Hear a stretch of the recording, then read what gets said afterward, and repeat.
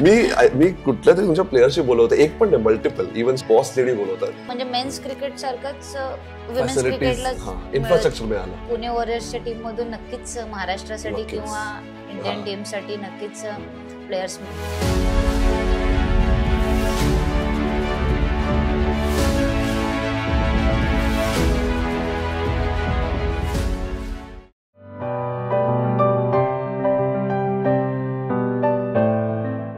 Welcome to Adani presents bold over breakfast. So Indian women's cricket का जब golden era लिखा जा रहा था ना, तब हम लोग सब वो अनफोल्ड होते हुए देख रहे थे ऑन टीवी या फिर स्टेडियम में जाकर.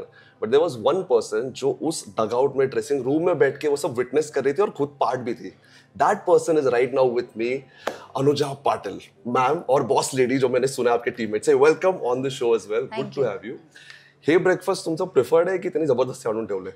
नाही, हेच आवडतं? हा, असंच असतं डेली. म्हणजे माझ्या रुटीन मध्ये पोहा तरी असतात आणि डोसा, फ्रुट्स, सगळं हेल्दी. कधी मन नाही करत की हे सोडून थोडे एक दिवस थोडे नूडल्स वगैरे खाऊ? नाही, तसे मला आवडतच नाही नूडल्स वगैरे. अच्छा, म्हणजे हॅबिटच चांगलं. ते आय थिंक आजकालच्या जनरेशनचा प्रॉब्लेम असेल, ज्यांच्यासोबत तुम्ही खेळत असता WMPL मध्ये. पण कोणाला आवडतो कोणाला नाही आवडत. पण मग एक समजा मॅच डे असेल, जसं आज अदानी WMPL आहे, तर त्या दिवशीचा ब्रेकफास्ट डिफरंट असतो फ्रॉम युजल? डिफरंट असं नाही, पण डोसा आणि ऑमलेट तरी असतंच म्हणजे माझ्या डेली ब्रेकफास्ट मध्ये. आणि कधी कधी मी पोहाही खाते. अच्छा, ओके. आणि ऍज अ कॅप्टन तुम्ही स्ट्रिक्ट आहात की सगळ्यांनी नीट खायचंय, डाएट मेंटेन करा, जिम मध्ये जा, की यू लाईक ठीक आहे तुमचं बघा पण फील्डवर रिझल्ट पाहिजे आम्हाला? हा, म्हणजे माझं बाकी असं काही नसतं, फक्त फील्डवर तुम्ही रिझल्ट द्या, बाकी तुम्ही काही करा. आणि समजा कोणी नीट नाही खेळलं किंवा म्हणतात ना जरा लाईट राहिले, चुका होऊ शकतात, बट देन ऍब्सेंट माइंडेड मध्ये झाले तर तुम्ही ओरडतात वगैरे? हो, खूप ओरडते. मी कुठल्या तरी तुमच्या प्लेयरशी बोलवतो, एक पण नाही multiple, even strategy study director, ते पण बोलले की तुम्हाला बॉस लेडी बोलवतात. आणि का मी विचारलं तर ते बोलले मी नाही सांगणार, त्यांनाच विचारा. तर काय स्टोरी काय त्याच्या मागे? असं काही नाहीये, मी सिनियर असल्यामुळे ते मला म्हणत असतील, पण त्याच्या मागे अशी स्टोरी वगैरे काही नाहीये. काही नाही, जस्ट. बट सुरुवात कधी झाली आहे बॉस लेडी बोलवण्याची? कारण मी बरेच वर्ष आले महाराष्ट्राला लीड करते. मी 8-9 सीझन मी महाराष्ट्रासाठी लीड केले, त्याच्यामुळे मे बी ते म्हणत असतील, मला नाही माहिती काही. आय थिंक एकदा तुम्ही टीम मीटिंग मध्ये विचारा आणि त्याला पनिश करा की का असं बोलवलं. बट यार, ही स्टोरी जी तुमची होती, बिकॉज तुम्ही 2012 ला जे डेब्यू केलेला, तुमच्या ड्रेसिंग रूम मध्ये देवर स्मृती मंदना जी क्वाईट यंग होती, हरमनप्रीत होती, झुलन ॲब्सोल्यूट लेजंड, आणि if I am not Mithali Raj, तिथं त्या तर कॅप्टनच होत्या तेव्हा.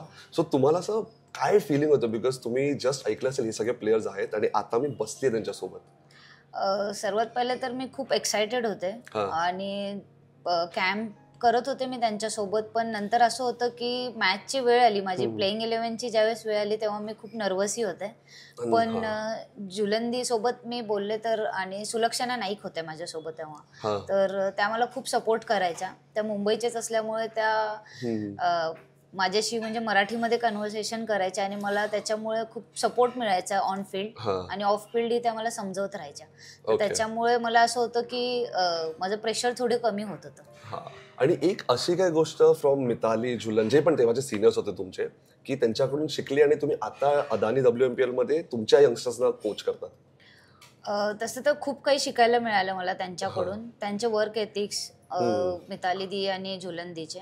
त्याच्यानंतर माझ्यासोबत पूनम राऊत होती, ती खूप फिटनेस फ्रीक आहे, त्याच्यामुळे मला बाकी खूप गोष्टी तिच्याकडून शिकायला मिळाल्या, की रुटीन आपलं कसं सेट करायचं किंवा प्रेशर सिच्युएशन मध्ये आपण कसे काम राहून टीमला जिंकून द्यायचे. तर हेही मला पूनम राऊत आणि सुलक्षणा नाईक कडून खूप शिकायला मिळालं. ओके. पण तुम्ही जेव्हा करिअरची स्टार्ट केली, करिअर पण नव्हे तर म्हणून जेव्हा सगळ्यात पहिल्यांदा तुम्ही हातात बॉल किंवा बॅट, पहिला तर काय पकडलं, बॉल की बॅट? एकदम फर्स्ट मेमरी बॉल. आणि तेव्हा तुम्ही जस्ट क्युरियस होतात की कसं बॉलिंग करू वगैरे, की काय झालेलं? नाही, ऍक्च्युली नाही, म्हणजे मी टेनिस बॉलनी स्टार्ट केलं होतं, कारण माझ्या घरीच सगळे क्रिकेटर होते, बरोबर. त्याच्यामुळे असं होतं की त्यांचं बघून मी क्रिकेट खेळायला स्टार्ट केलं, आणि त्यांचं बघूनच मी पहिल्यांदाच मी टेनिस बॉल घेतला, कारण ते टेनिस बॉलने खूप खेळायचे, माझे पप्पा, काका. पण मग त्यांनी तुम्हाला हे सांगितलं की बॉलिंग मध्ये जास्त फोकस कर, की तुमचा चॉईस होता की बॉलिंग मध्ये जास्त? तुम्ही तसे ऑलराऊंडरच आहात, सो हा, म्हणजे असं काही नव्हतं की त्यांचं बॉलिंग या बॅटिंग काही कर. त्यांनी मला कोणत्याच गोष्टीला फोर्स नाही केला, पण माझं असं होतं की जस्ट नाही का की काय मिळेल ते खेळायचं, म्हणजे बॅटिंग असो किंवा बॉलिंग असो, काय मिळेल ते करायचं. आणि ते दिसतंय. बरं आहे की कोणी सांगितलं फक्त बॅटिंग फक्त बॉलिंग, तर दोन्ही पकडले, दोन्ही छान करतात तुम्ही. बट असं कुठला मोमेंट झालेला होता वेन इट हॅपन्ड की ओके आता हिला स्पॉट केलंय आणि हिचा करिअर बनू शकतो इकडे, बिकॉज खेळायचं होतं मी पण, बट एखाद्या वर्षात कळलं की ह्याचं काय होणार नाहीये, तू बडबड कर. तर खेळायला सो तुमचं ते कोणी पिक केलं की स्पॉट केलं? माझा मामा मला घेऊन गेला होता समर कॅम्पला, तर कोल्हापूरमध्येच. अच्छा, ओके. तर तिथून माझी क्रिकेटची जर्नी म्हणजे लेदर बॉलवर मी फर्स्ट टाइम लेदर बॉल तेव्हा पाहिला होता आणि तिथून माझी करिअरची जर्नी स्टार्ट झाली. कारण तिथे माझे कोच होते शशी घोरपडे, तर त्यांनी मला पहिल्या 1-2 दिवसातच सांगितलं की बाळा तू क्रिकेट खेळू शकतो, तू क्रिकेटवर फोकस कर आणि तू याच्यामध्ये करिअर करू शकते. आणि खूप डिफरन्स पण असेल ना, म्हणजे सडनली टेनिस मधून सीझन बॉल घेतलाय तर जजमेंट आणि खूप फरक नाही पडला सुरुवातीला? फरक असं काही त्यावेळी समजलंच नाही, कारण खूप छोटी होते, 12-13 वर्षाचे होते. ओके. त्याच्यामुळे ते काही समजलंच नाही की टेनिस बॉल आणि लेदर बॉल मधला काय फरक असतो किंवा काय कसं असेल पुढे जाऊन. Okay, fair enough. आणि असा कुठला मोमेंट जेव्हा तुम्हाला वाटलं की आता ना जरा फेलियर सॉर्ट ऑफ आलेलं आहे? बिकॉज आय एम शुअर तुमच्या career it's not as easy as you make it sound. तुमचं असं वाटतं की मस्त चाललंय, बट आय एम शुअर किती हार्डशिप्स असतील, टफ असेल. असा कुठला मोमेंट जो तुम्हाला वाटलं की यार मी इथे फेल होते, की इथून नाही जमणार मला, बट तरी तुम्ही कमबॅक छान केलं? 2012 मध्ये मी डेब्यू केला, पण त्याच्यानंतर 13ला मी ड्रॉप झाले होते, पण 14ला मी लगेच कमबॅक केला. तर त्याच्यामध्ये असं होतं की 2013 to 14 जो फेज होता तो माझ्यासाठी खूप डिफिकल्ट होता.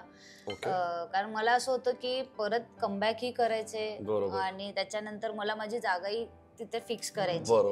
तर त्याच्यामुळे असं होतं की आता जर एकदा परत टीम मध्ये गेले तर मी तिथून जो काही मला रोल मिळेल, बॅटिंग असो बॉलिंग असो, तर त्याच्यावर तो मला म्हणजे रिस्पॉन्सिबिलिटी घेऊन इंडियन टीमलाही मला जिंकून द्यायचे.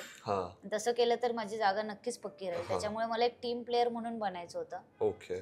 तर तो माझा जो फेस होता तो डिफिकल्ट होता 2013 to 14 मध्ये. आणि who help you through it? Family? I think सगळे क्रिकेटर्सचीच फॅमिली आहे, तर आय थिंक तसं थोडं बरं पडलं असेल, ते कोण अंडरस्टँड काय चाललंय तुमच्या? म्हणजे माझे फॅमिली तर होतीच, माझे कोचेस होते आणि माझ्यासोबत नेहमी माझी फ्रेंड असते श्वेता माने, ती मला नेहमी बॅक करत असते. म्हणजे on the field of the field ती मला नेहमी बॅक करत असते. त्याच्यामुळे मला माझ्या जर्नीमध्ये खूप हेल्प होते. ऑन द फील्ड बॅकिंग बघितलं हल्लीच आणि WPLच्या मॅच मध्ये तुम्ही दोघीच एंड पर्यंत होतात रे. छान बघे खेळून मस्त केलेलं. तिनेच ऍक्च्युअली पहिल्यांदा सांगितलं की बॉस लेडी आहे ना तर चेसचं टेन्शन नाही आम्हाला. पण हे जे तुम्ही म्हटलं ना रिस्पॉन्सिबिलिटी की आता आय हॅव टू, म्हणजे टीमने जे काय दिलंय त्याच्यात मला खेळून जिंकवायचं टीमला, हे याच फेजमुळे तुमच्यात अजून ती फायर आली का अंगामध्ये की भाई नाही आता मला चेस करायचंय तर मी उभी राहणार आणि मी करून घेऊन जाणार? तेव्हा झालं? म्हणजे सेल्फ कॉन्फिडन्स तर नेहमीच आहे मला, कारण मी बऱ्याच वर्ष मी लीड केलंय. त्याच्यामुळे ऍज अ लीडर म्हणून ज्यावेळेस खेळत असते मी तेव्हा माझ्या रिस्पॉन्सिबिलिटी आणखी जास्ती असते. तर माझं असं असतं की मॅचच्या लास्ट ओव्हर पर्यंत मी तिथे असणं खूप गरजेचं आहे. बरोबर. आणि you enjoy more as a batter की more as a batter bowler की ऍज अ कॅप्टन? काय रोल जास्त आवडतो तुम्हाला? As a captain. अच्छा, ओके, ऍज अ कॅप्टन. आणि रिझन काय? रिझन असं काही नाहीये, पण ती एक रिस्पॉन्सिबिलिटी मला घ्यायला आवडते आणि प्रेशर सिच्युएशन मध्ये मला नेहमी पुढे राहायला आवडतं. टीमसाठी जो काही माझा रोल असेल, ऍज अ बॅटर असेल की ऍज अ बॉलर असेल, तर तो मला करायला खूप आवडतं. ओके. आणि सध्याच्या टीम मध्ये असे कोण तुम्हाला टॅलेंट सापडलेत? पूर्ण टीम बघते हा व्हिडिओ, सामावून नाव घ्या. तसं खुशी मुल्ला ऍज अ ऑलराऊंडर खूप चांगली आहे आणि चिन्मयी तर करतेच आहे बॉलिंग मध्ये. बरोबर. पण तसे आमच्याकडे यंगस्टर्स ही खूप चांगले आहेत. सुहानी असेल, अक्षया जाधव असेल, श्वेता सावंत आहे, उत्कर्षा कदम आहे. तर तसे ओव्हरऑल पूर्ण टीमच आमची यंगस्टर्सची आणि सगळेच ते टॅलेंटेड आहेत. त्यामुळे मला असं वाटतं की पुणे वॉरियर्सच्या टीम मधून नक्कीच महाराष्ट्रासाठी किंवा इंडियन टीमसाठी नक्कीच प्लेयर्स मिळते. आणि तुम्हाला असं एकदम प्राऊड वाटत असेल ना की एक पॉईंट होता ज्यात तुम्हाला सगळे बोलायचे की ओके ही एक प्रॉमिसिंग टॅलेंट आहे, but right now you have attend that legend वाला स्टेटस आणि नाव तुम्ही म्हणतायत की ओके हा टॅलेंट चांगला आहे, तो टॅलेंट चांगला, अशी प्रॉपर जर्नी झाली ती. हो, म्हणजे जसं स्टार्ट माझी सुरुवात जशी झाली होती तसं मला आता समजते की ज्यावेळेस मी एखाद्या यंगस्टर्सला किंवा ज्युनियर्सला मी बघते तर मला असं वाटतं की बाबा त्यावेळेस मलाही अशा ह्याने बघत असतील. आणि आता आपण जसं यंगस्टर्स असो किंवा आता जे नवीन काही म्हणजे दुसरे टीम्सचे जे प्लेयर्स आहेत त्यांनाही आपण बघत असतो. जसं लाईक महाराष्ट्रामध्ये ईश्वरी अवसारे टॅलेंट, त्याच्यानंतर भाविक आहिरे जे यंगस्टर्स मध्ये खूप चांगले आणि ते आता अंडर-19 इंडिया वर्ल्ड कप खेळतात आणि ते वर्ल्ड कप जिंकूनही आलेले आहेत. तर असं वाटतंय की त्या दोघींमध्ये टॅलेंट खूप चांगलं. इव्हन मला हे पण मस्त वाटतं कारण मी लहानपणी बघायचं तर सुरुवातीला विमेन्स क्रिकेट एवढं दिसायचं नाही बघायला. लाईक मी 98 बॉर्न आहे, तर मी 2011-12 पासून मी नोटीस केले की मिताली राज दिसायची, झुलन गोस्वामी आणि सगळे. सो तिथून 10 वर्षात कुठच्या कुठे पोहोचले की ब्रॉडकास्ट एवढा नसायचा टू अ पॉइंट की आता अदानी WMPL आहे, फर्स्ट लीग जिथे विमेन्ससाठी लीग बनली आहे आणि खूप सक्सेसफुल चालली आहे. सो त्या जर्नीचं तुम्ही मेजर पार्ट होता बिकॉज तुम्ही त्या एरामध्ये खेळलात, तुम्ही दाखवलात की आम्हाला चान्स दिला तर आम्ही काय करू शकतो. तर how proud are you about it? Actually तसं तर पहिले फॅसिलिटीज इतक्या काही भेटत नव्हत्या विमेन्स क्रिकेटला. कुठल्या वर्षांमध्ये अराउंड? जसं मी 2012 ला डेब्यू केला तेव्हा इतकं काही भेटत नव्हतं विमेन्स क्रिकेटला. पण 2016 पासून ज्यावेळेस आम्ही ऑस्ट्रेलियाला गेलो होतो आणि ऑस्ट्रेलियाला जाऊन आम्ही ऑस्ट्रेलियामध्ये फर्स्ट टाइम सिरीज जिंकली होती, T20 सिरीज. तर त्याच्यामध्ये एक मॅच मी जिंकून दिली होती. तर तिथून खूप काही चेंजेस झाले विमेन्स क्रिकेटमध्ये. जसं BCCIचे सेंट्रल कॉन्ट्रॅक्ट तिथून स्टार्ट झाले 2016 पासून. तर फायनान्शियली वुमेन्स क्रिकेटलाही खूप सपोर्ट मिळत गेला. त्याच्यामुळे त्याच्यानंतर बिझनेस क्लास ट्रॅव्हल होते, 5 स्टार स्टे होते, म्हणजे फॅसिलिटीज खूप, म्हणजे मेन्स क्रिकेट सारखंच विमेन्स क्रिकेटला इन्फ्रास्ट्रक्चर मिळाला. तर त्याच्यामुळे खूप चेंजेस होत गेले 2016 पासून. आणि आता त्याचं आपण बघतोच आहे की 2 वर्षामध्ये WPL स्टार्ट झाले, आता WMPL स्टार्ट होत आहे. बरोबर. तर महाराष्ट्रातल्या छोट्या छोट्या डिस्ट्रिक्ट मधून किंवा गावांमधून जे मुली येतात त्यांच्यासाठी हा चांगला प्लॅटफॉर्म आहे. आणि या प्लॅटफॉर्मचा त्यांनी या संधीचा उपयोग करून विमेन्स क्रिकेटरनी मला वाटतं की इंटरनॅशनल क्रिकेट असो किंवा WPL मध्ये त्यांना या प्लॅटफॉर्ममुळे खूप इझी जाईल. नक्कीच. प्रेशर हँडलिंग, कितीतरी गोष्टी आहेत जे इथूनच त्यांना एक्सपोजर मिळतोय, इथून शिकून जाता येईल त्यांना. मला नेहमी वाटतं इंडियन विमेन्स टीम सध्या त्या फेजला जे इंडिया लाईक मेन्सची टीम गांगुलीच्या एराला होती की टॅलेंट आहे सगळं आहे, पण तो जो एक असतो ना, तो फिनिशिंग लाईन क्रॉस करायची, ते नुकत्याच मिस होते. तर आय थिंक ते with experience, with pressure, within next 5-10 years खूप आपण जिंकत जाऊ. हो, मला वाटतं की जिंकूच आपण. 5-10 years पेक्षा मला असं वाटतं की आपण 1-2 वर्षातच आपण एखादा वर्ल्ड कपही जिंकल. आणि त्याच्यामध्ये जसं हरमनप्रीत कौर आता आणि स्मृती मानधना आहे, तर मला असं वाटतं की या दोघी जे टीमला, इंडियन टीमला जे लीड करतात आणि ते जे हँडल करतात त्यांना, यंगस्टर्सला ते घेऊन खेळतात, तर असं वाटतंय की त्यांच्यामुळे नक्कीच आपल्याला वर्ल्ड कप मिळेल. डेफिनेटली. आणि एक गोष्ट जे मला खूप आवडते, ठीक आहे इन्फ्रास्ट्रक्चर BCCIने दिला, तुम्ही छान खेळलात, so it's a 2-way thing, but एक गोष्ट जे छान आहे की फॅन्स, तो जो कल्चर तुम्ही बिल्ड होताना बघितलात, लाईक 2010च्या खूप कमी होते, बट राईट नाव चॅन्ट्स होतात स्टेडियम मध्ये, क्राऊड्स भरतात, फुल हाऊस पण होतं, काय काय मुंबईला ज्या मॅचेस होतात. सो त्यावर तुमचे काय इमोशन्स आहेत? Because after all that is one thing which everyone wants. तसं तर फॅन्स ज्यावेळेस ग्राउंड मध्ये येतात तर खूप मोटिवेशन एक मिळतं सगळ्याच प्लेयर्सला. कारण पहिले ज्यावेळेस स्टार्ट केलं होतं तेव्हा सोशल मीडियावर इतकं अवेअरनेस नव्हतं विमेन्स क्रिकेट बद्दल. पण आता तसं नाही, आता म्हणजे ब्रॉडकास्टिंगमुळे आणि सोशल मीडियामुळे खूप फरक पडलाय. विमेन्स क्रिकेटलाही आता ओळखलं जातं, म्हणजे आता आम्ही कुठेही बाहेर गेलो तरी आम्हाला ओळखतात. त्याच्यामुळे आम्हाला, आमच्यासाठी ते खूप प्राऊड मुवमेंट आहे. आणि मला असं वाटतं की हार्डवर्क आणि प्लेयर्सच्या टॅलेंटवर तरी सगळंच असतं, पण तरी मला असं वाटतं की फॅन्समुळेही काही काही वेळेस आपण प्रेशर सिच्युएशन असो, काही अशा डिफिकल्ट सिच्युएशन्स येतात, तर त्यांच्यामुळेही मोटिवेट प्लेयर्स होत असतील. आणि एक अदानी बोल्ड ओव्हर ब्रेकफास्टवर आम्ही एक सेगमेंट करतो जिकडे त्याचा क्वेश्चन की तुमचा असा मोमेंट कुठला होता की हम करके दिखाते, तो मोमेंट काय असेल तुमच्या फुल करिअर मधला? 2016 ला मला आठवतंय की ऑस्ट्रेलिया अगेन्स्ट मॅच होती आणि रिपब्लिक डे होता आपला, 26 जानेवारी होता त्या दिवशी.